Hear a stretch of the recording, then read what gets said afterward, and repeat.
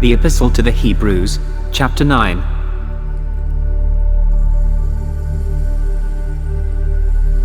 Then verily the first covenant had also ordinances of divine service, and a worldly sanctuary.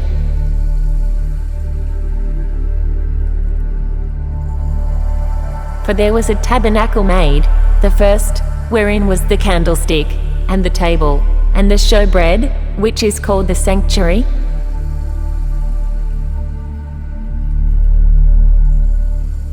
And after the second veil, the tabernacle which is called the holiest of all.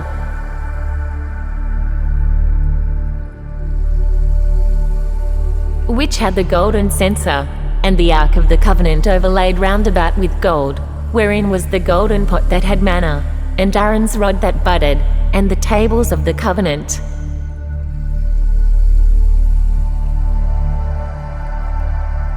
And over it the cherubims of glory shadowing the mercy seat, of which we cannot now speak particularly.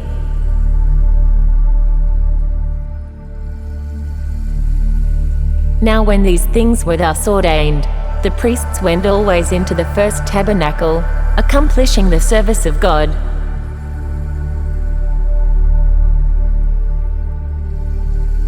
But into the second went the high priest alone once every year, not without blood, which he offered for himself, and for the errors of the people.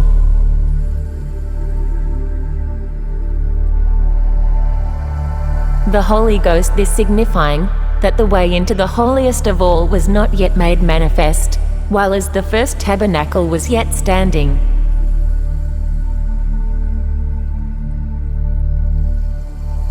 Which was a figure for the time then present, in which were offered both gifts and sacrifices, that could not make him that did the service perfect, as pertaining to the conscience.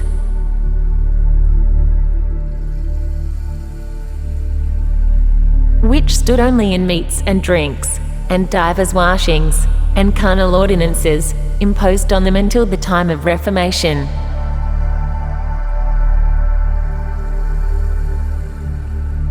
But Christ being come and high priest of good things to come, by a greater and more perfect tabernacle, not made with hands, that is to say, not of this building.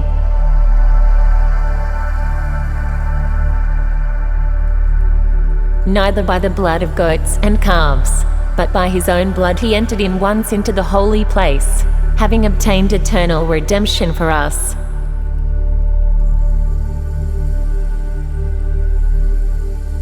For if the blood of bulls and of goats, and the ashes of an heifer sprinkling the unclean, sanctifieth to the purifying of the flesh,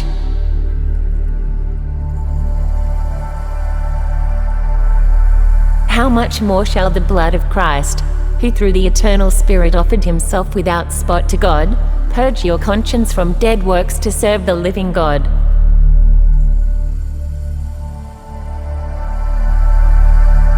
And for this cause he is the mediator of the New Testament, that by means of death, for the redemption of the transgressions that were under the first testament, they which are called might receive the promise of eternal inheritance.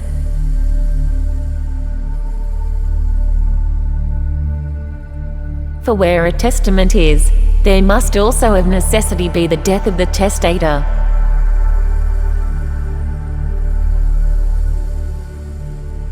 For a testament is of force after men are dead, otherwise it is of no strength at all while the testator liveth.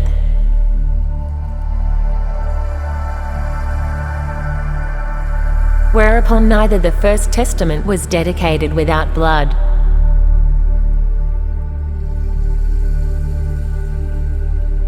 For when Moses had spoken every precept to all the people according to the law, he took the blood of calves and of goats, with the water, and scarlet wool, and hyssop, and sprinkled both the book, and all the people.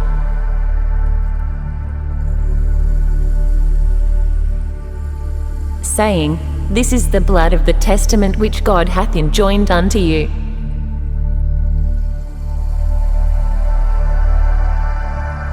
Moreover he sprinkled with blood both the tabernacle, and all the vessels of the ministry.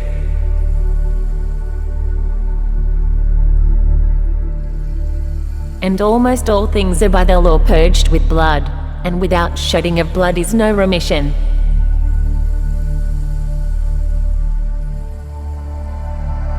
It was therefore necessary that the patterns of things in the heavens should be purified with these, but the heavenly things themselves with better sacrifices than these.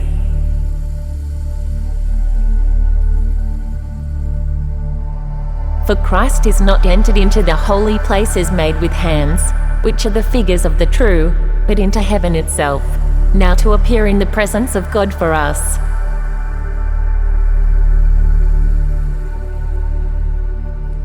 Nor yet that he should offer himself often, as the high priest entereth into the holy place every year with blood of others.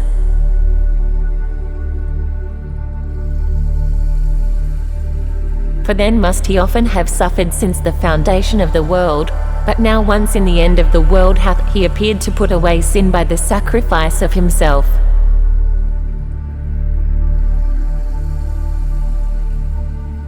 And as it is appointed unto men once to die, but after this the judgment.